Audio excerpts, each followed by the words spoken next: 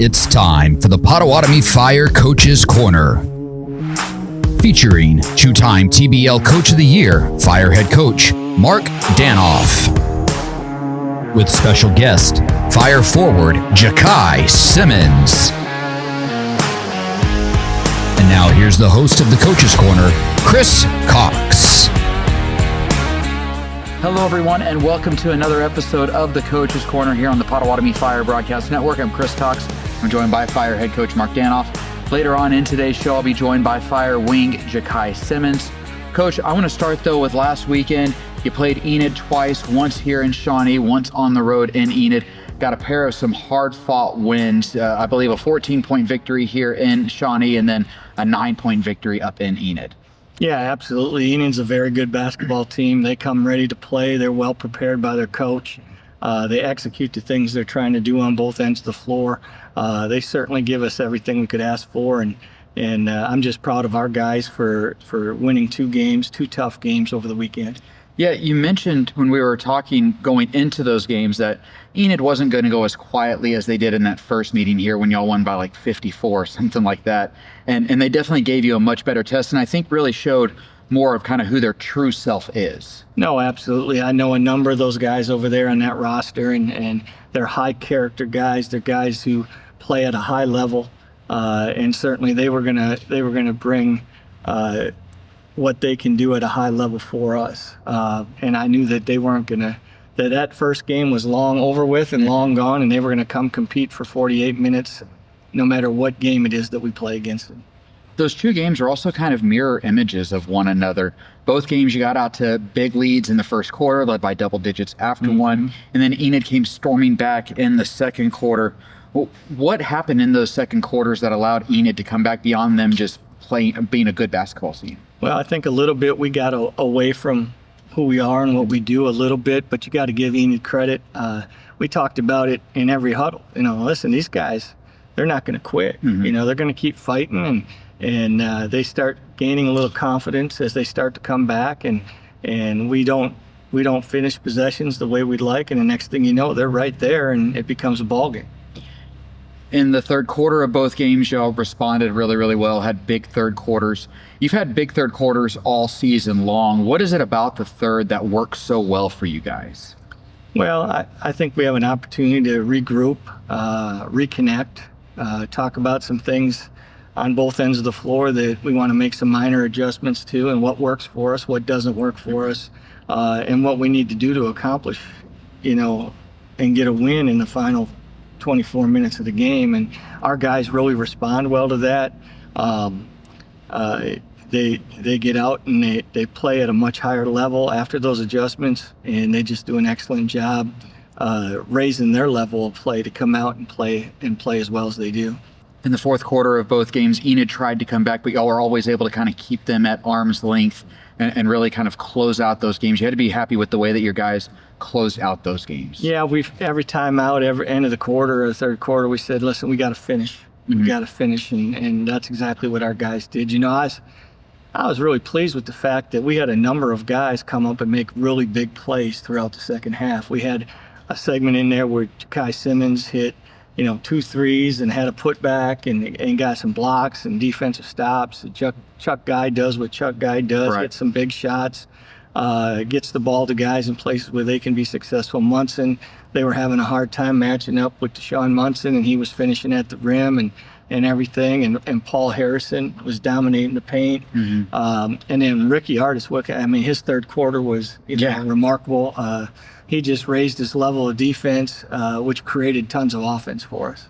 In both games, you were also able to get a lot of work done and a lot of points in the paint. And game one, I want to say you had 80 points in the painted area.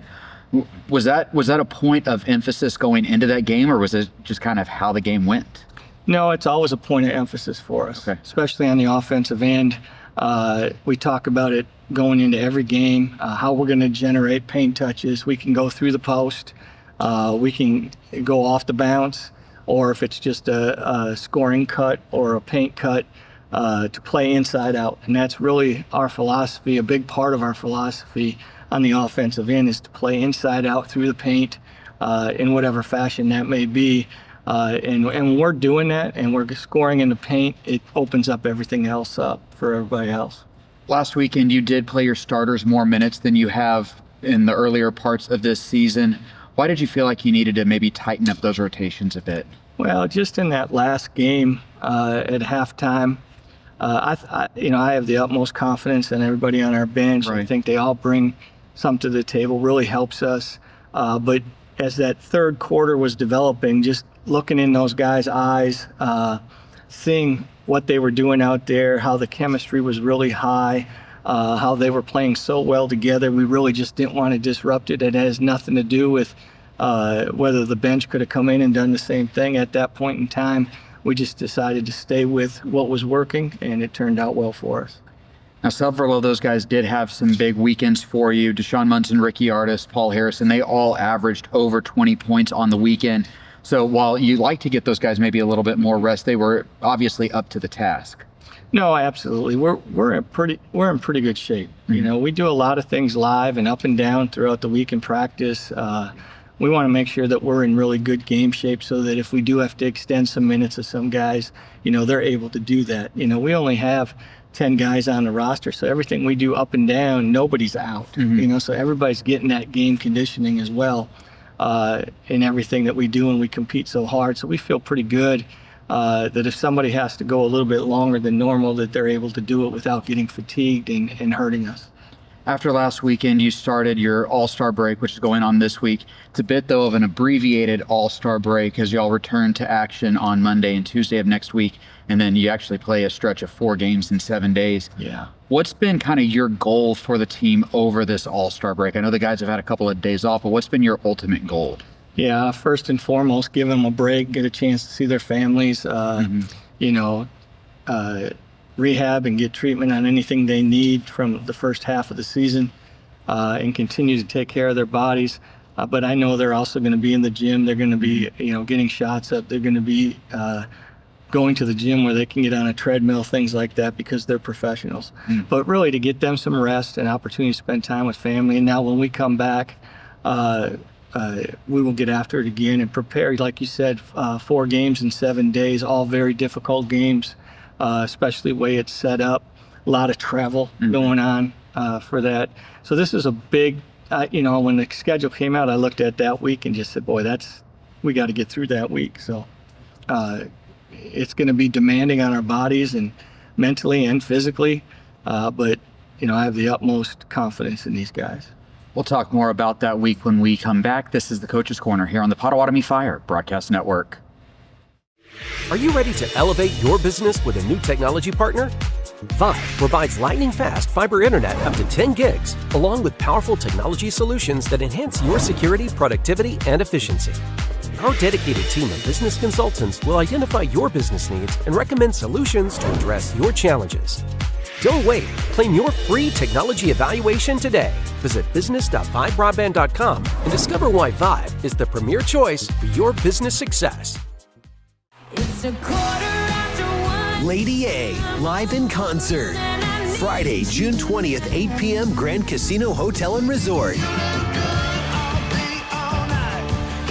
7-time Grammy Award winners, Lady A. On sale now at grandboxoffice.com. Lady A Live. Welcome back to the Coach's Corner here on the Potawatomi Fire Broadcast Network. I'm Chris Cox, and I'm joined by 2-time TBL Coach of the Year, Mark Danoff. And Coach, as I mentioned, and as we started talking about right before the break, this is your all-star break, but it's really not much of a break for you guys as you come back with 4 games in 7 days. Just a tough schedule for you guys to deal with right after the all-star break. Yeah, in some ways, it may be a blessing to have those days to recover and prepare for what's about to come our way, but certainly those 4 games in 7 days will be difficult against 3 very good teams. Anytime you have to play a back-to-back on the road, it's always difficult. But then to come home and play a back-to-back again, just a few days later against very good quality teams, it's never easy.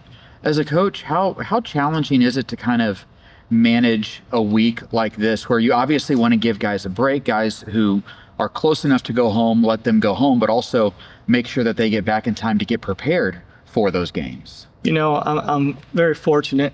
I've got a great group of young men who are very professional.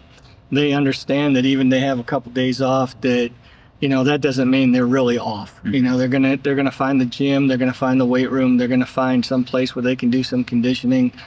They're not gonna just let themselves go for 2, 3, 4 days. Okay. But they're gonna be locked in. They know what's coming up for them and this team.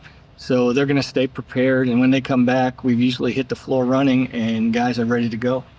You take on the San Antonio Clutch on Monday and Tuesday. It's down in San Antonio, so same team back-to-back nights. The Clutch, they currently sit at 0-8 on the season. They do have one game, I believe, on a Saturday against Enid before they take you guys on Monday and Tuesday. But what have you seen from San Antonio since y'all played about a month ago?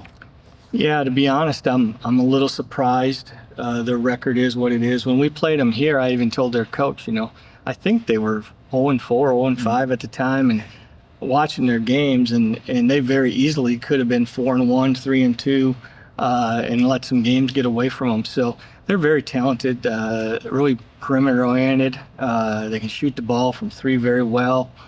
They got a number of guys that do that. They're quick. They're a little bit. They have some post players who do a nice job, but a lot of their guards will go inside and play in the paint, and we'll have to deal with that. But extremely talented team. They're going to be at home. Certainly going to be up to play us, and we're excited for the challenge. Yeah, kind of like you were saying when we were talking about San Antonio before they came here about a month ago, you mentioned how they were just kind of struggling to close out some games. It seems like they're still playing close games, and again, kind of still having some issues later in the fourth quarter. Yeah, I haven't seen them get blown out yet. I mean, they're in every game. The ball bounces a particular way one time, and next thing you know, they got to win, and that may be what it takes to get their confidence up and continue to get wins. You know, I just thought they had several games early in the year that had something gone their way a little bit late. You know, they would have got some wins, but they're so talented. They continue to fight and compete for the entire game. They're not going to let up. They play really good defense, and when you can shoot the ball like they can, it certainly keeps you in every game. They got a couple of guys really doing a good job scoring the basketball. Cedric Harris, Cedric Garrett are their 2 leading scorers. I think Harris is just over 20 points per game. Garrett's around that 17, 18 point per game mark. What do they bring to the table for this team? Yeah, they both shoot the ball extremely well from the perimeter. They're both very capable of getting to the rim. They have a mid-range game. I think Cedric Harris shoots more threes than Garrett, but Garrett shoots a really high percentage from out there. So they're both very capable. They can score at 3 different levels. But they've got some other guys. Bowie is really good for them. He's averaging about 18 points a game, and he can score from several areas. The young man, Shaw, is very good. He's real deceptive. He plays quick. He's never in a hurry around the paint, around the rim, and finishes well. So, I mean, they've, like I said, they got tons of talent. They got some guys who can really fill it up. You know, we're going to have to be on top of our game defensively. We're going to have to take away some of those threes, make them bounce it, maybe make them feel uncomfortable and finish with a rebound. But, you know, they're competing for that first win. We just hope it isn't next week. Yeah, you mentioned how they are a perimeter-oriented team. They have a couple of bigs who are averaging a combined about 6 points a game, 7 points per game. So most of their scoring is coming from those guards. Can we expect to maybe see a little bit more small ball from you guys to match? You know, you could. Okay. You know, those 2 big guys have really improved throughout the year for them. They still change shots at the rim. They block shots. They rebound. You got to keep them off the offensive glass. Jones is really good mid-range. Even if you give him time and space from 3, he can make that shot. So they're still very capable of producing for them in the paint and outside the paint. But, you know, they've played a little small ball lately, which, you know, could or could not, have us go that direction. But I think, you know, the thing about us, our length and our size and our athleticism, we can go either way. Right. And that's been a real bonus for us this year. So we're very comfortable playing small. We could even go really big and be comfortable. But, you know, we'll see how it goes. We'll feel it out. And, you know, we're just going to go down there and be who we are. And if we have to make adjustments, we will, during the game. Following that Monday, Tuesday back-to-back with San Antonio, you all return here to Shawnee to take on St. Louis on Saturday and then Little Rock on Sunday afternoon.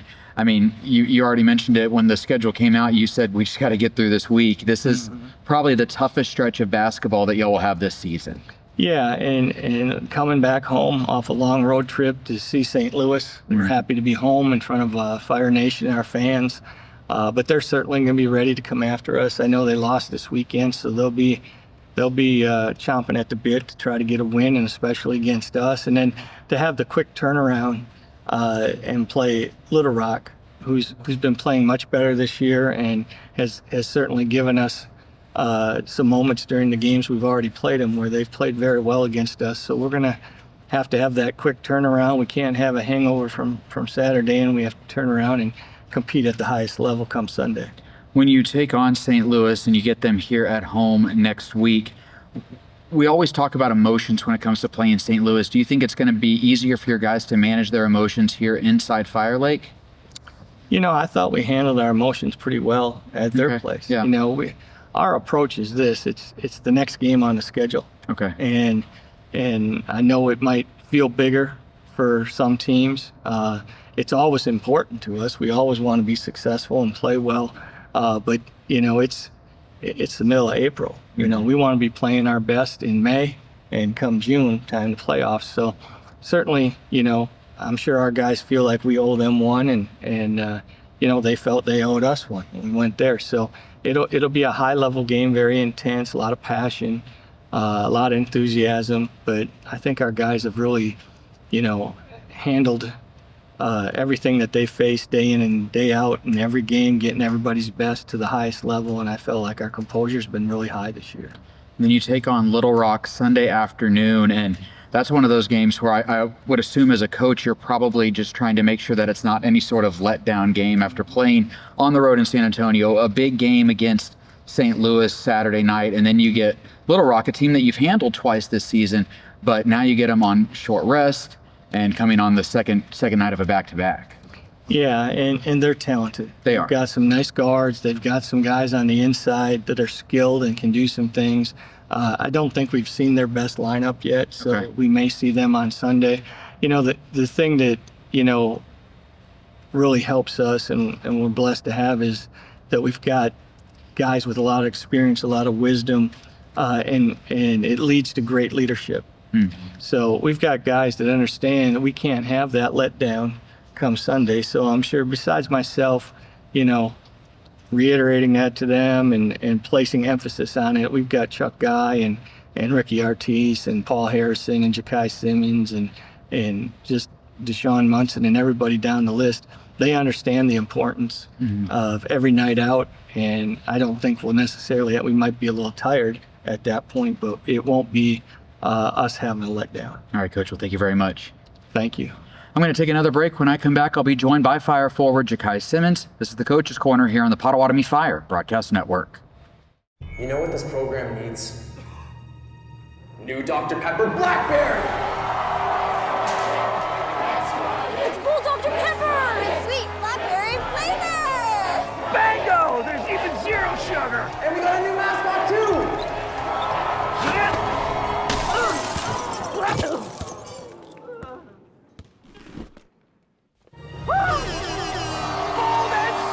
Try new Dr. Pepper Blackberry. It's a pepper thing. Get the most out of your Wi-Fi with Eero Pro 6 from Vive. Houses come in all shapes and sizes. Shouldn't your Wi-Fi too? Eero's True Mesh technology blankets your whole home in coverage. With the right Eero system, you can work, stream, game, and chat, powered by whole home award-winning Wi-Fi that works. Plus a simple, smart, and secure fiber-powered network that just keeps getting better with automatic updates. Visit 5broadband.com to get connected. Welcome back to the Coach's Corner here on the Potawatomi Fire Broadcast Network. I'm Chris Cox. I'm now joined by Fire forward Ja'Kai Simmons. And Ja'Kai, thanks for sitting down with me. Thank you for having me. Ja'Kai, you're coming into this season, playing the first half of the season, and I think you're playing some of the best basketball that maybe you've played since you've been with the Fire, going back to last year, averaging just over 12 points per game. You're shooting pretty good percentages from the field, from three, from the free throw line. And then on top of that, I feel like your defense has taken a step up. How do you feel you're playing right now? I think I play really well right now. I think I'm adding a lot of value to our team. And just staying focused with my play. That's all. What were some of the things you were really trying to maybe improve on or show this year as you were coming into this season? Coming into the season, I just wanted to show that I could be consistent, like I said in the beginning of the year. So, hearing those numbers that you said with free throws, field goal, 3-point, those are really my main concerns, because last year I felt like I was a little bit inconsistent. So coming into this year, I was more focused on just being consistent, being the best teammate I could possibly be.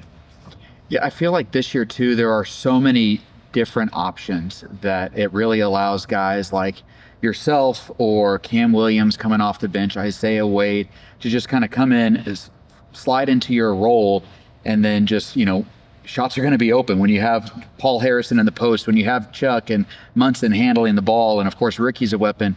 Shots are going to be open for you guys. For sure, and that's the best part about our team, because you never know whose night it's going to be. You have a lot of guys that can really score the ball and do things out there that's special for themselves. So when you step in that atmosphere with playing with good players, it's easy to, adapt and play your best version. That last game in Enid on Saturday, you had, I think, your best game of the season, a season high in points with 23 points, 21 points. You also had 13 rebounds, your first double-double. I mean, things were really starting to click for you on Saturday, it felt like. Yeah, definitely. It wasn't really anything different that I did Saturday as far as preparing or anything of that nature. It was just coming into that locker room, coach giving out his concerns and expressing how he felt. I just felt like it was time for me to step up a little bit better and add some more value. Yeah, I think that game too on Saturday kind of showed the depth of this team. Munson got the team started off strong, had a really strong first quarter, really first half, and then Ricky in the third quarter came out 19 points in that third quarter, really kind of opened things up. And then as Enid started to kind of shift their defense toward Munson and Ricky, you were there and kind of served as almost the closer on Saturday. For sure, it definitely felt that way. Like I said, we're such a good team that at any moment somebody can go off and score, and we showed that Saturday. Rick had a crazy third quarter that I think was really big. He brought energy, not just with him scoring. It made his defense go up a lot, and it made us a different team in that second half. I think that's one thing that we've, when I've talked with other players and I've talked with coach throughout the season, defense always comes up. And, I think maybe the past couple games against St. Louis and then that first game last weekend against Enid, the defense maybe took a step back a little bit, but it seemed like you found that intensity once again on Saturday. Yeah, definitely. I think sometimes during games that we lose our focus. I think as a collective, we may sometimes think it may be easy. We'll go up 20 really fast. We'll go up 25, 15 really fast. And I think that when we get into games at some point that we relax. We take plays off, we take possessions off. And when you play teams like St. Louis and Enid, San Antonio, when you play those guys, they get paid to play basketball the same way we do. So they're coming to win games. They're coming to put their best foot forward. How do you, as one of the veterans, one of the leaders on this team, try to make sure that you don't necessarily relax and take, it's one thing to take one play off, but when you end up taking 3, 4, 5 plays off, and then all of a sudden, like you said, a 20-point lead is cut down to 5. What can you do as one of the leaders of this team to make sure that doesn't happen? Really just staying vocal, making sure that we are staying focused throughout the game, talking, making sure everybody knows that this is not a time for us to take a step back. This is a time for apply more pressure, not to sit back and allow the cards to fall. It's time for us to take it up even a larger notch. This team doesn't lose a lot, and I think since you've been here, you've lost one game, and that was to St. Louis earlier this season. Do you feel like that, as being one of the guys in the locker room, let me phrase the question this way, being in the locker room, how much has that loss been talked about since it happened?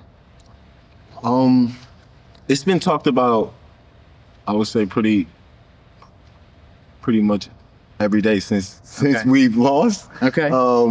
You know, we don't really talk about it as a group, I would say. Like, it's not a discussion where we're dwelling on it, but it's more of talking about plays that we knew we could have fixed to determine the outcome, and being things that we could have done better to get a different outcome in that game. So talking about it more as a way to learn from it, as opposed to, like you're saying, dwelling on it. Exactly. More of a way to make us a better team than to sit back and soak into us losing and being sad or pouting about it.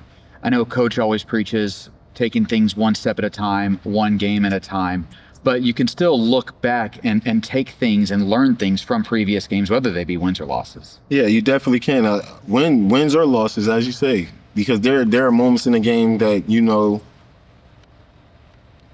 you had a mistake. Everybody has it. You can't go perfect in a basketball game. It's just impossible. That's why you get technicals and fouls and all those certain good things. So you can't be perfect. So you could always just go back and learn something new. And finally, Jakai, you saw what it takes to win a championship last year. What do you think this team needs to do as you kind of start that back half of the regular season to put yourselves in the best position to win another championship? I think we just need to stay focused, keep our minds and mental right as best as we can, because I truly think we're really good when we're together. And that's is really simple in that way. When we together and we're playing in a way that represents us, I think we're a hard team to face. All right, Jakai. Well, thank you very much. I appreciate it. Yes, sir. Thank you. That's going to do it for this edition of the Coach's Corner. The Fire are back next week with 4 games next week.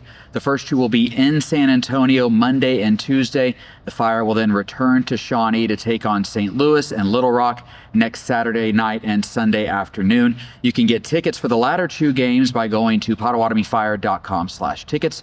You can also call the Fire Lake Arena box office. And then, of course, you can watch all 4 of those games on TBL TV. You can also listen to my call of the games on KGFF radio. And then for more information on the Fire and on TBL as a whole, make sure to follow the Fire on social media. You can find the team on Instagram, Facebook, Twitter X, and YouTube. You can also find more information at PottawatomiFire.com. That's going to do it for us today. For Fire forward Jakai Simmons and head coach Mark Danoff, I'm Chris Cox, and I'll talk to you next time right here on the Potawatomi Fire Broadcast Network.